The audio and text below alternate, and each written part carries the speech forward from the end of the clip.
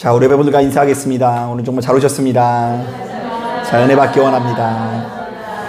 예, 감사합니다. 여러분, 그 날씨가 좀 많이 따뜻해지니까 좀 잠이 더 드는 것 같지 않습니까? 저도 이제 오늘 예배 드리기 전에 그 예배 준비하면서 얼마나 많이 졸았는지 몰라요. 그래가지고 지금 보면 주보에 이렇게 선의가 있잖아요. 이게 들고 있다가 이렇게 졸아가지고 이렇게 해가지고 야, 오늘 예배 드리러 나오시기 되게 힘드시겠다 이런 생각도 들었는데요. 아니나 다를까 오늘 특공대들이 모인 것 같습니다. 아무쪼록 오늘 예배에 나오신 여러분들의 심령 가운데 주께서 허락하시는 갑절의 은혜가 함께 하시게 되시기를 주님의 이름으로 축복합니다. 자, 이번 시간에는 이 복음에 대해서 배워보는 세 번째 시간입니다. 자, 지금까지 우리들은 복음이 무엇인지에 대해서 다시 한번 살펴보았는데요. 자, 우선 첫 번째 시간에는 예수 믿는 우리들에게 복음은 예수 그리스도라는 이야기를 배웠고요. 또 그 뒤를 이어서 예수께서는 육신으로는 다윗의 혈통으로 오셨고 영적으로는 부활의 능력을 드러냄으로써 자신이 하나님의 아들인 것을 온 천하 만민 가운데 선포하셨다라는 것을 배웠습니다. 자, 그런데 오늘 우리가 읽은 본문은 거기서 더 나아가 복음을 영접한 우리들에게 나타나는 변화에 초점을 두고 있는데요. 자, 이른바 복음을 영접한 우리들에게 나타나는 신분의 변화를 크게 세 가지로 소개하고 있어요. 자, 그러니까 복음을 영접한 우리들은 무엇이 바뀐다고요? 신분이 바뀐다고 하는데 먼저 첫 번째로 5절 말씀 한번 읽어보도록 하겠습니다. 5절 시작. 그로 말미암아 우리가 은혜와 사도의 직분을 받아 그의 이름을 위하여 모든 이방인 중에서 믿어 순종하게 하나니. 자, 말씀을 보니까 뭐라고 합니까? 바울은 자신이 복음을 영접하면서 어떤 직분을 받았다고 했죠? 사도의 직분을 받았다라고 고백합니다. 사실 여러분들에게는 생소할지 모르겠지만 이 초기 교회에서 사도들의 지위는 어마어마했었는데요. 왜냐하면 이 당시만 하더라도 이 신약 성경이라는 것이 제대로 정립되지 않은 시기다 보니까 오로지 사도들만이 예수님의 가르침을 증언할 수 있었고요. 자, 그렇다 보니 사도들의 권면은 곧 교회의 권면이자 주님의 명령으로 받아들여졌기 때문입니다. 자, 그래서 이제 중세시대에는 여기서 더 나아가서요, 12명의 사도들을 다 성인으로 추앙하고요. 심지어 짓는 건물마다 다 사도들의 이름을 붙여서 그들에 대한 존경심을 표출합니다. 그래서 우리는 예수 진리 해가지고 예진교회잖아요. 그래서 이제 서양 가보면은요, 그 성당 이름이 바울 성당, 베드로 성당, 그러니까 이제 사도들의 이름으로 된 성당이 많을 정도로 이 사도들을 존경합니다. 자, 그런데 여기서 한 가지 의문이 발생하는데요. 자, 다른 제자들은 이해가 돼요. 자, 다른 제자들은 예수님과 3년간 동거동락하면서 예수님의 가르침을 듣지 않았습니까?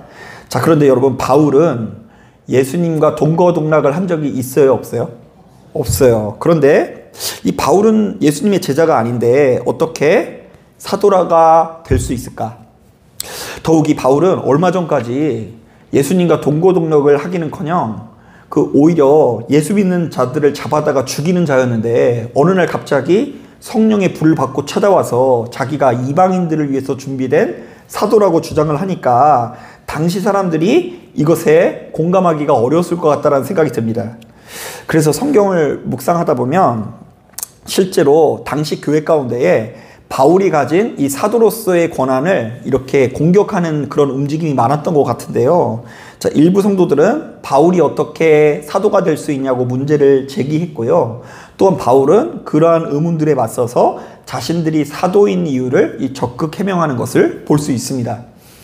자, 그런데 우리가 이 사도라는 말의 뜻을 제대로 알면 바울을 이 사도로 부르는 것이 그렇게 이상한 일만은 아닌데요. 자, 이것은 원어상으로 아포스톨로스라고 하는데요. 이 말은 본래 이 보냄을 받은 자, 파견받은 자라는 뜻을 가지고 있어요. 자, 한번 따라 보겠습니다. 보냄을 받은 자, 파견된 자. 자, 이게 도대체 무슨 말일까? 이 고대 사회는 주로 왕이나 황제가 나라를 통치했는데요. 자, 그런데 모든 현장마다 왕이 직접 가서 일을 처리할 수 없으니까 자신의 대리인을 앞세웠거든요. 신하들을 보냈어요. 자, 그런데 이때 왕에 의해서 보내진 대리인을 가리켜서 사자라고 부르거나 혹은 사도라고 불렀는데요. 자, 그렇다면 이 사도는 본디 주님의 일을 감당하는 일꾼이라는 의미도 있고요. 머슴이라는 의미도 있을 수 있는 거예요. 자, 왕이 직접 갈 수 없으니까 왕을 섬기는 누가 간다고요? 일꾼이 가고요. 머슴이 가는데 그게 바로 사도예요. 자, 그러므로 바울이 복음을 영접한 이후에 자신을 이방인들을 향한 사도라고 표현하는 것은 그가 주님의 은혜를 경험한 이후에 이방인들에게 복음을 전하기 위한 일꾼으로, 머슴으로 구분되어졌다라는 의미를 담고 있는 거예요. 자, 그러니까 자신은 이제 자신의 뜻대로 살 수는 없고 이방인들을 향해서 복음을 전하는 새로운 사명에 이끌린 삶을 살아가게 되었다라는 의미입니다. 자, 바로 이렇듯 예수 믿는 우리들은 진정으로 복음을 영접했다고 한다면 이제는 새로운 사명에 눈을 떠야 하는데요. 이른바 성도는 주님의 일꾼된 삶을 살아야 한다라는 것입니다. 자, 한번 따라해 보겠습니다. 복음을 영접한 우리들은 사명에 이끌린 삶을 살아야 한다. 한 번 더 따라하겠습니다. 복음을 영접한 우리들은 그리스도의 일꾼된 삶을 살아야 한다. 자, 그래서 예수 믿는 우리들이 사명을 따르지 않으면 고통스러운 것이고요. 재미가 없고 즐겁지 않을 수밖에 없다라는 이야기를 담고 있는 거예요. 제가 얼마 전에 참 재밌는 글을 읽었는데요. 우리나라가요, OECD 국가 중에서 노후를 준비하는 점수를 따졌을 때 그 점수가 제일 낮대요. 노후 준비를 참 못했다라는 거예요. 자, 그런데 여러분 이런 얘기를 들으면요, 아, 우리나라 사람들이 뭘 준비를 못했다는 얘기처럼 들리세요? 네? 노후를 맞아서 뭘 준비 못했다는 얘기로 들려요? 돈을 준비 못했다는 것으로 들리죠. 자, 그런데 의외로 그렇지 않더라고요. 노후를 준비하는 경제적인 점수로 보았을 때 우리나라 사람들이 의외로 준비를 잘 해놔요.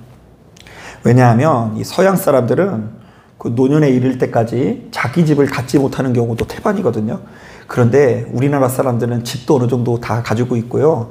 그리고 국민연금도 좀 받고요. 그리고 이래저래 해가지고 그래도 뭐 배고파가지고 굶어 죽는 사람은 없을 정도여가지고 노후에 경제적인 준비는 많이 다 잘 돼 있대요. 그래서 이제 노년에 물질 때문에 막 괴로워하고 막 그러는데 사실은 다른 나라에 비해서 훨씬 더 잘 갖춰졌다는 거예요. 자, 그런데 왜 우리나라 사람들이 노후 준비를 못 하느냐라고 했을 때 노년에 반드시 준비해야 되는 것이 있는데요. 바로 자아 정체성이라는 것을 준비를 해야 된대요. 그건 뭐냐면 나는 누구인가? 나는 이제 뭘 해야 되는 사람인가에 대한 준비를 해야 된다는 거예요. 자, 가령 예를 들면요. 지금 저도 이제 고민인 게 뭐냐면 얼마 전에 사모님이랑 이런 얘기를 했는데요. 사모님이 뭐 이런 종류 얘기를 한 것 같아요. 여보, 당신은 70 넘어서 하고 싶은 게 뭐야? 이러더라고요. 근데 제가 곰곰이 생각을 해봤는데요. 이제 감리교법으로 70이 이제 은퇴거든요. 근데 사실 제가 그 전에 은퇴하는 걸 꿈꾸는데 어쨌든 이제 목사 이후의 삶이 어떤 삶일 거냐는 것에 관한 질문이었어요. 그런데 제가 당황했던 게 뭐냐면 제가 이제 이 강단에 올라와서 설교하는 것 외에는 별로 삶에 의미 있는 게 별로 없어요. 그러니까 이제 새벽에 일어나서 눈 뜨고 강단에 올라서 뭐 한다고요? 설교하고 또 가서 또 자다가 또 일어나가지고 또 저녁에 또 뭐 전할까 준비하고 그리고 이제 주일날 어쨌든 우리 성도님들 주일 예배에 오셨는데 저 때문에 예배 방해되는 일이 없어야 되니까 또 어떤 말씀을 전할까 또 연구하고 이런 삶을 살다가 이제 주일날 설교를 안 해도 돼? 이렇게 했을 때 나는 누구인가? 나는 이제 그때부터 무엇을 해야 되는가? 이런 고민이 들 것 같다는 생각이 들고 딱히 떠오르는 게 없더라고요. 심지어 저는 이제 얼마 전에 일본 여행을 갔는데 거기서도 이번 주일날 뭐 전할까? 이런 생각을 항상 달고 있는 거 보니까 이제 저는 노후에도 70 이후에도 어디 가서 설교할 때가 있으면 참 좋겠다라는 생각이 드는 것이 조금이 들었어요. 많이 들진 않고 조금 들었어요. 자, 그런데 이제 저만 그런 게 아니라요. 특히 이제 남자들 같은 경우에는요, 한 40년가 내가 그 아침에 일어나가지고 또 어디 가죠? 회사 가잖아요. 회사 가서 죽도록 일하고 또 저녁에 와가지고 또 아내가 해주는 뭐 이렇게 김치찌개탕 먹고 그거 먹고서 이제 잠 자고 일어나서 또 눈 뜨면 또 어디 가요? 회사 가는데 어느 날 갑자기 회사에서 오지 말라는 거예요.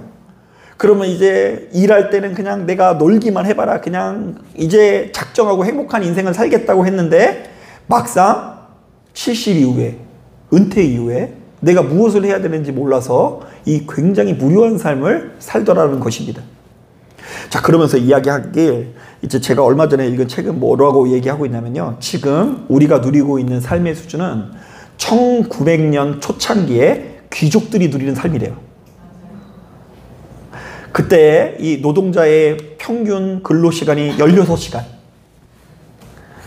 그리고 나서 그때 뭐 계절별로 딸기, 과일, 뭐 토마토 이런 거 못 먹고요. 못 먹고 못 입고. 진짜 1900 초반만 하더라도 소수의 귀족들만 누릴 수 있는 삶이 우리가 다 누리고 있는데 왜 우리의 인생이 이렇게 무료하냐? 옛날에는 너무 많이 일을 하다 보니까 내가 누구인가 이거 생각해 볼 겨를이 없어요. 그거 생각해 보려고 그러면 다 죽었어요. 다 하늘나라 가버렸어요. 이제 이제 은퇴한다, 이제 자유다 하는 동시에 죽었어요. 1900년대 평균 수명이 32세예요 60을 넘기는 사람이 많지 않았던 시대입니다. 그런데 이제는 너무 시간이 많아지다 보니까 이 우리에게 주어진 이 자유 앞에서 내가 누구인지를 모르는 거예요. 우리 정현도 권사님은 누구세요? 뭐 하시는 분이십니까? 뭐 하러 이 땅에 오셨습니까?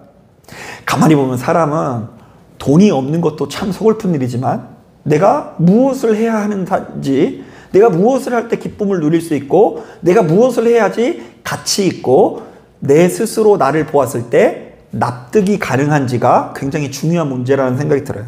그러니까 다른 사람이 나를 어떻게 바라보느냐도 중요하지만 내가 나의 인생을 볼 때 납득이 가는 인생이 될 때에 행복한 인생이 될 수 있다는 거죠. 그래서 신기하게도 이제 저도 이제 그런 것들을 이제 사모님 보면서 좀 경험하게 되는 게 뭐냐면요. 사모님이 이제 애를 어느 정도 키워놓은 다음에 이제 직장 생활을 하기 시작했거든요. 그러니까 뭐 이런저런 현실적인 문제를 가지고 이제 직장에 다니는 게 훨씬 저희 가정에 유익이 있어서 이제 다니게 됐는데, 처음에 한 달 정도는요, 직장에 딱 가는데 눈에 생기가 반짝반짝 나더라고요. 저는 처음에 걱정을 했어요. 왜냐면 이제 워낙 오랫동안 휴직을 했다가 다시 가니까 잘할 수 있을까 걱정됐는데, 가서 열심히 일하니까 눈이 이렇게 막 반짝반짝 거리고 더 활력이 있어지는데, 한 달 지나니까 또 힘들어 하더라고요, 또 이렇게. 그런데 어찌됐건 이제 훨씬 더 이전에 비교해 보았을 때, 이 사모님의 삶을 보았을 때 그 자기가 스스로에게 납득 가능하다라는 거, 그리고 한 달 열심히 일하고 나면 그 힘들더라도 한 달 지내고 나면 또 뭘 주죠? 월급 들어오는 그것으로 인해서 굉장히 동기부여가 되고 이게 행복에, 사모님의 행복에 도움이 된다고 느낄 때가 참으로 많이 있습니다. 자, 그런데 오늘 본문이 바로 그것을 건드리는 거예요. 자, 바울은 사도가 되었다. 그 이전에는 그가 어떤 삶의 목적을 가지고 있는지 모르겠지만 그가 이제는 이방인들에게 복음을 전하는 것에 눈을 뜨게 되었고 그것을 가치 있는 일로 여기게 되었다. 그래서 어떤 환난이 다가올지라도, 어떤 고난이 다가올지라도 바로 그 고난에 맞서서 자기 사명을 감당하는 것이 그의 인생의 중요한 계명이 되었다라는 이야기를 하는 거예요. 자, 사랑하는 여러분, 여러분들에게 지금 주어진 시간을 어떻게 사용해야 행복할까? 여러분, 이전까지는 쑥 먹고 살고 봄에는 벚꽃 구경, 가을에는 단풍 구경, 이것이 여러분들의 인생의 유일한 희망인지 모르겠지만 복음을 영접한 여러분들에게는 그리스도의 일꾼된 사명이 주어지기를 주님의 이름으로 축복합니다. 그래서 오늘 오신 분들은 다 그런 사명이 다 있으신 거예요. 오늘 밖에 재밌는 거 참 많은데 여기 나오신 것 자체가 여러분들에게 할 일이고, 그리고 이 교회 나와서 예배드리는 일은 적어도 80가들은 다 할 수 있어요. 아멘 안 하시는 거 보니까 냉정하신데 다 할 수 있는 일이고, 이것 자체가 사실은 예배드리기 때문에 내가 더 살아있고 생명을 누릴 수 있다는 것을 믿으셔야 됩니다. 그래서 실제로 이 카톨릭은 이 같은 전통에서 예배를 미사라고 부르는데요. 이 미사라는 말은 영어로 성교에 해당되는 미션이라는 말의 어근으로 알려져 있습니다. 그러니까 미션, 우리 미션을 임무, 뭐 선교 이렇게 해석하지 않습니까? 그런데 그 미션이란 말이 미사라는 라틴어에서 나왔다. 자, 이것의 유래를 설명하자면 로마 시대 때 예배를 드릴 때 로마 시대 때는 그 예배가 다 라틴어였거든요. 근데 라틴어로 예배가 끝나면 이 신부가 회중을 향해서 이테 미사 에스트라고 선포했다고 하는데요. 자, 이 말은 이런 의미가 있었대요. 한번 따라 보겠습니다. 미사가 끝났으니 가서 복음을 전하시오. 그래서 이 같은 전통이 자리 잡아서 예배가 곧 그들의 미사인 거예요. 선교인 거예요. 가서 복음을 전하십시오. 자, 그런데 이제 여기서 보면 이제 많은 사람들이 오해하는 게 뭐냐면 가서 복음을 전하라 그러면 또 소모하는 것으로 알아요. 아, 내가 여기서 은혜를 받았으니까 어디 가서 일하고 소모해야 되는구나. 자, 근데 그게 아니에요. 예배 드렸으니까 그것을 가지고 하나님의 일을 하는 것이 다시금 나에게 충전되는 일이라는 의미가 담겨 있는 거예요. 그래서 여기서만 예배 드리는 것은 참 재미없는 삶이에요. 반쪽짜리 신앙생활입니다. 자, 예배를 드렸으면 그에 걸맞는 선교가 일어나야 되고요. 예배를 드렸으니까 그것을 바탕으로 더욱 정직한 삶을 살기 위해서 씨름해야 되고요. 예배를 드렸으니 사랑을 베푸는 삶을 살아야 되고 선한 일의 도구로 쓰임받아야 될 줄로 믿습니다. 자, 그러니까 예배는 그냥 숙제라고 생각하는 것이 아니라 나를 사망에서 건지는, 나를 다시금 활력 있게 하는, 다시금 나를 심장을 뛰게 하는 사명이라는 것을 깨닫고 어디를 가더라도 내가 살고 싶은 대로 살아가는 것이 아니라 하나님께서 나에게 맡겨주신 사명에 이끌린 삶을 살아갈 때에 우리의 눈이 반짝거릴 수 있다는 것을 믿으시는 저와 여러분들이 되길 바랍니다. 자, 그런가 하면 이 6절을 보니까 이 사도 바울은 우리가 복음을 영접한다라는 것을 예수 그리스도의 소유물이 되는 것으로 표현하는데요. 자, 우리 6절 말씀 같이 한번 읽어보겠습니다. 시작. 너희도 그들 중에서 예수 그리스도의 것으로 부르심을 받은 자니라. 사실 오늘날처럼 이렇게 인권이 발달될 시대에는 바로 이것을 실감하기가 어려운데요. 사실 이 고대 사회에서는 누군가의 소유가 된다는 것이 굉장히 무서운 일이었습니다. 가령 예를 들면 여러분, 이스라엘 백성들은 대개 각 가족마다 양이나 소를 키우는 경우가 많았는데요. 자, 그런데 이 가축의 생사 여탈권이 따지고 보면 누구에게 있을까요? 주인에게 있죠. 주인이 죽이고 싶으면 죽이고 삶아 먹고 싶으면 삶아 먹는 게 이 가축의 운명이에요. 그런데 이 가축만 그런 게 아니라 종도 마찬가지였어요. 종도 주인을 거슬려서는 안 되고요. 주인에게 버릇없게 했다가 죽는 일이 태반이었습니다. 자, 그런데 바로 이런 사회에서 이스라엘 백성들은 습관적으로라도 어떻게 고백을 하냐면 하나님께서 우리의 주인 되시고 자신들은 우리 하나님의 종이라고 표현했어요. 자, 이것은 우리가 하나님의 소유물이라는 의미로서 종된 이스라엘은 항상 누구의 뜻을 따라야 되고 하나님의 뜻을 따라야 되고 그 하나님의 뜻을 거스를 수 없다라는 의미가 담겨 있습니다. 자, 바로 이런 관점에서 이제 바울이 계승하는 거예요. 자, 바울이 만든 말이 아니라 이제 이스라엘 백성들에게 내려오는 그 말씀을 다시금 재해석하는 거예요. 이스라엘 백성들은 수시로 자신들이 누구의 종이라고 했어요? 하나님의 종이라고 한 것처럼 이제 우리들은 누구의 것이 되었다?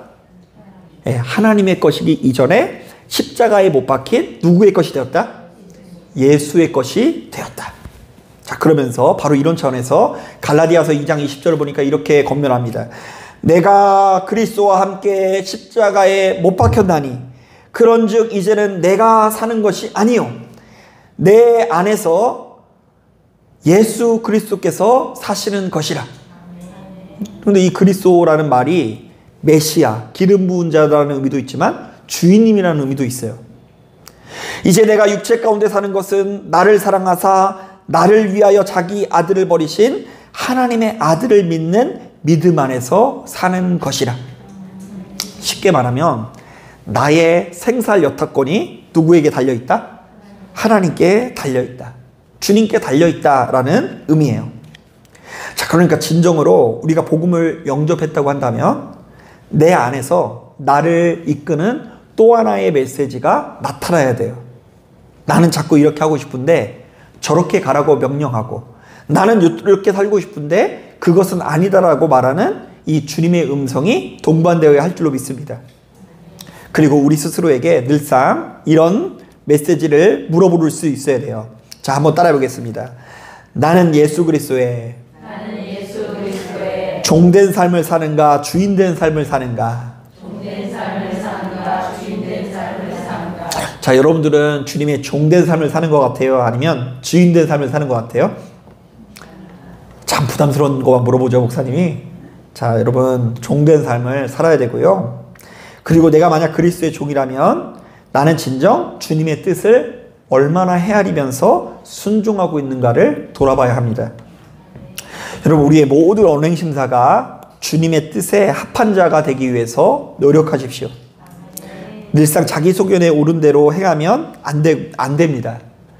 여러분, 가만히 보면 제가 이제 하나님 앞에 깨닫는 건 뭐냐면, 여러분, 하나님 앞에 겸손하다라는 것 자체가 굉장히 큰 축복인 거 아세요? 자, 이 말은 바꿔 말하면 사람이 자기밖에 모른다라는 거, 자기중심적으로 살아간다라는 것이야말로 정말로 큰 저주요, 이것은 거의 이 땅에서 우리가 누릴 수 있는 가장 큰 재앙이라는 것을 발견하게 돼요. 자기중심적인 사람들은요, 자기도 모르는 사이에 온 세상과 전쟁을 치르다가 굉장히 외로운 인생이 될 소지가 높습니다. 자, 그러니까 내가 타인에게 상처 준 것은 조금도 기억하지 못하고, 내가 다른 사람들에게 잘해주고 좋은 일 행한 것만 기억하는 것만큼 어리석은 일이 없습니다. 여러분, 자기 주인 삼는 인생이야말로 큰 범죄라는 걸 깨닫고 시간이 지나면 지날수록 주님의 종된 삶을 살아가시기를 주님의 이름으로 축복합니다. 자, 마지막 세 번째로 7절을 보면 이런 말씀이 있습니다. 우리 다 같이 7절 말씀 같이 한번 읽어봅니다. 시작. 로마에서 하나님의 사랑하심을 받고 성도로 부르심을 받은 모든 자에게 하나님 우리 아버지와 주 예수 그리스도로부터 은혜와 평강이 있기를 원하노라. 자, 말씀 보니까 이번에는 바울이 복음을 영접한 우리들을 가르쳐 성도라고 부르고 있습니다. 자, 이때 성도라는 말은 거룩한 사람, 구별된 사람이라는 의미가 있는데요. 이른바 하나님을 모르는 사람들과 우리는 전혀 다른 삶을 살아갈 수밖에 없다는 것입니다. 말씀을 준비하다가 생각나는 일이 있는데요. 저는 이제 군대를 전역하고 한 1년 정도 다양한 아르바이트 같은 것을 했었는데요. 자, 그런데 아무래도 그때가 저의 인생에 있어서 몸과 마음이 가장 건강한 시기 아니겠습니까? 이제 군대 갔다 오면 남자들이 체력이 제일 좋잖아요. 그런데 이제 그때 이제 가는 데마다 아무래도 군대 막 전역한 애들은 일을 좀 잘해요. 특히 몸 써서 일을 하는 거. 그래서 이제 제가 일하는 곳마다 좋은 평가를 받아서, 또 그리고 제가 은근히 근태 이런 것들이 되게 좋아요. 좀 성실하게 보였나 봐요. 그래서 좋은 조건에 좋은 환경 가운데 일을 할 수 있는 길이 몇 번 열린 적이 있습니다. 자, 그런데 그 중에 한 곳은 제가 그만둔 이후에도 같이 일하자는 제안을 수차례 했었는데요. 자, 그런데 저는 여러분들이 아시는 것처럼 그 모든 제안을 거절하고 결국 전도사가 됩니다. 자, 그랬더니 한 번은 그 직장에서 저한테 물은 적이 있어요. 도대체 요새는 전도사 하면 얼마나 벌길래 우리가 이렇게 좀 조건을 제시를 하면 이쪽으로 오지 왜 자꾸 거기서 있는 거야? 이렇게 물어보더라고요. 그래서 제가 저요? 월급이 50만 원 정도 되는데요? 이렇게 얘기를 했죠. 자, 그러니까 여러분 거기가 깜짝 놀라더라고요. 왜 50만 원 받는데 전도사를 하냐. 세상 사람들은 이해를 못해요.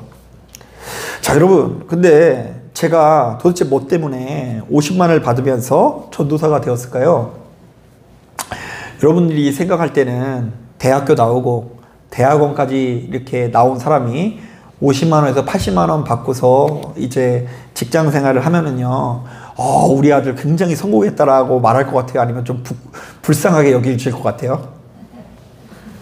좀 불쌍하게 보일 것 같지 않나요? 자, 제가 그렇게 그렇게 그 길을 걸어간 것은 제가 세상 사람들과 다른 삶을 살기로 작정했기 때문인 거죠. 물론 당시 저는 아직 제가 걸어가야 되는 길에 대한 이해가 부족해서 그렇게 살면 하나님이 나중에 다 뭐 로또라도 하나 다 맞게 해주시는 줄 알았어요.